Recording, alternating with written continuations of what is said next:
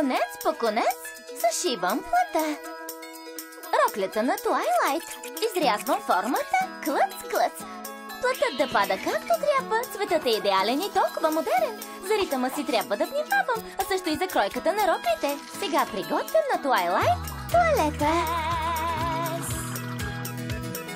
Метър по метър изпипвам детайлите. Един шеф на място ти спестява 9 други.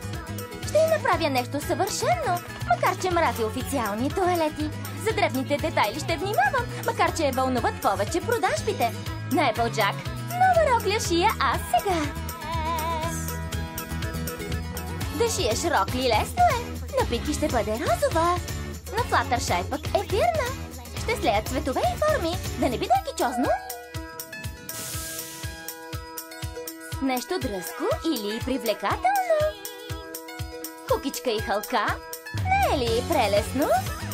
На гривата й трябва да е топломярка. Да не забравяме магия на роклята да вдъхнем. Макар да е на хълбука високо, не ще изглежда тромаво рейнбоу. Сега пък шия нейната одежда. Парченце по парченце. Задница, опашка, ханши, рамене и хълбуци. Изпрана и изгладена.